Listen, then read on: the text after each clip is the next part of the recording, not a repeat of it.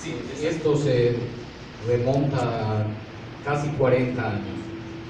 En 1985, un grupo de simpatizantes con la cultura cubana fundamos aquí en Mérida la Casa de la Amistad Yucateca Cubana José Martí Felipe Carrillo Puebla. Y esta agrupación se caracterizó por impulsar una enorme cantidad de actividades culturales. Tuvimos en el ámbito de la Casa de la Amistad un sinfín de recitales poéticos, musicales, exposiciones, y en forma muy destacada contamos repetidas veces con la presencia de figuras de las letras cubanas de ese entonces, y con los cuales convivimos de una forma bastante profunda. Tuvimos muy significativas visitas de poetas como Eliseo Diego, Cintio Villiers, cuyo centenario estamos festejando este año, Fina García Marrús, que ha sido propuesta para el Nobel de Literatura, José Antonio Portuondo, ¿quién otro? Bueno, tuvimos la presencia de un cómico que fue queridísimo en Cuba, Carlos Ruiz de la Tejera, que muchas veces vino a colaborar con la Casa de la Amistad. Y en fin, tuvimos ese intercambio muy profundo, festivales de cine cubano, y pues esto dejó una profunda huella en la vida cultural de la ciudad de Mérida, con la presencia de los cubanos siempre. Y bueno, me toca a mí viajar por primera vez a Cuba en el año de 1987. Fue un viaje bastante sui generis, porque llevé una excursión de 15 niños. Los hijos de los miembros de la Casa de la Amistad Yucateca Cubana fueron invitados para visitar Cuba, y una compañera de la casa y yo fuimos los encargados de llevar a los 15 niños. Y tuvimos una serie de actividades en La Habana que fueron muy memorables, las visitas al Zoológico Nacional, al Acuario Nacional, a la Cineteca, donde conocieron las maravillosas caricaturas de Juan Padrón, de Emilio Valdés. Y en ese entonces, durante el viaje, la directora del Instituto Cubano de Amistad con los Pueblos me preguntó: bueno, Ariel, ¿tú qué? ¿Alguna actividad personal que tú quieras llevar a cabo? Porque te has dedicado a acompañar a los niños, pero seguramente tú querrás hacer alguna cosa personal. Y le dije: sí, Vivian, sí quiero hacer algo personal. Yo tenía la ilusión de conocer a Nicolás Guillén, el poeta nacional de Cuba, porque mi tesis profesional había sido clasificación y análisis de la poesía de Nicolás Guillén. Así que yo deseaba conocer a Guillén. Y al día siguiente me dice: Vivian, mira, te tengo una mala noticia. No es posible ya esto que me pediste. El maestro Guillén ya no recibe a nadie, ya está enfermo, está recluido en su casa, no hay posibilidad de entrevistarse con él. Pero te conseguí un par de entrevistas, me dijo.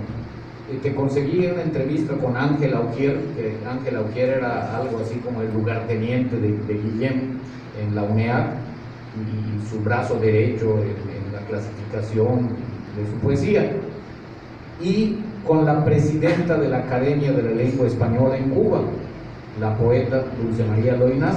Le dije: magnífico, o sea, bueno, Ángel Augier pues es una primera autoridad en la poesía de Guillén, y pues Dulce María es una poeta notabilísima. Y me mandaron a casa de Dulce María. Me recibió ella en su casa en la calle 19 con E del Vedado, que hoy es un centro cultural, y me topé con una experiencia maravillosa, porque Dulce María era una gente que se había quedado en el pasado. Para ella el tiempo no había transcurrido en Cuba. Ella vivía en su casa del Vedado, con sus muebles franceses, con sus candelabros de cristal cortado, tenía mayordomo. Por ella no había pasado el tiempo ni la revolución. es más, fue siempre una figura muy respetada por el régimen revolucionario, a pesar de que ella se manifestaba totalmente contraria a la revolución cubana. Y este respeto no era gratuito, porque era una poeta de primer orden, fue la primera mujer en el mundo que recibió el premio Cervantes, que es como el Nobel de Literatura, pero específico en lengua española. Y pasé una tarde deliciosa en casa de Dulce María, tomando puchitos, obviamente, reglamentariamente, y Dulce María vivía en su mundo, aislada. Ella vestía y uno se sentía transportado a una escena de los años 30, porque ella así vestía, ella estaba vestida lista como para bailar un foxtrot o un charleston. Y así, pero era una gente exquisita, y disfruté mucho esa tarde. Y con motivo de Dulce María, yo escribí un pequeño ensayo que presenté en un foro y que me gustaría darles lectura, porque hablo no solo de ese encuentro, de esa tarde en el Vedado, sino de la poesía de Dulce María, que es creo que lo importante de su vida y de su producción.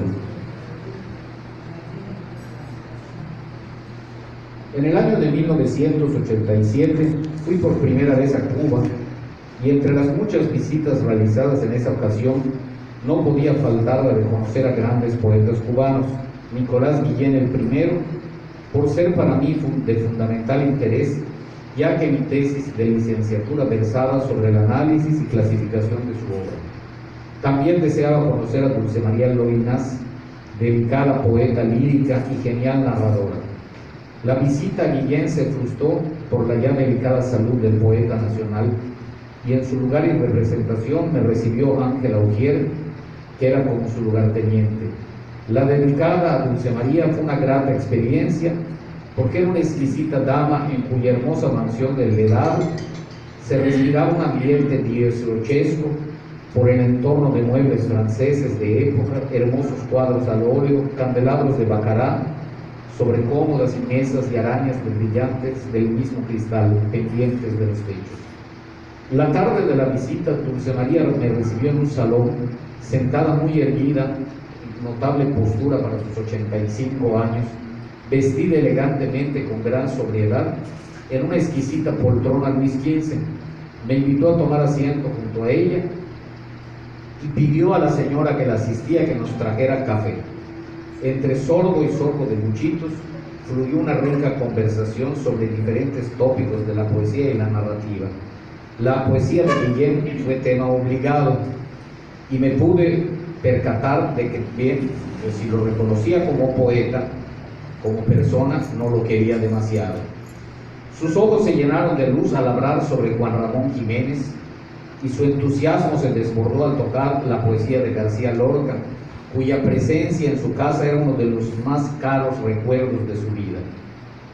Al decir que su entusiasmo se desbordó, me refiero a una ligera variación en sus maneras, pues estas eran delicadas, mesuradas, casi como estudiadas y sobrias. Fue una inolvidable tarde de privilegio que guardo entre mis más caros recuerdos.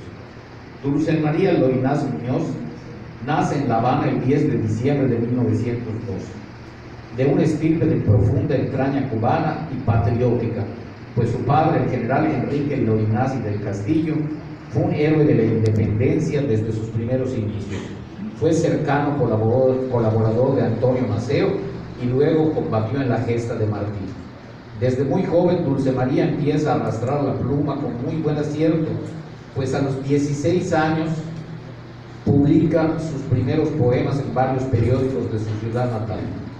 Mujer de visión avanzada para su época, se gradúa como doctor en Derecho Civil en 1927 por la Universidad de La Habana y ejerce esta profesión hasta el año de 1927, hasta el año de 1961.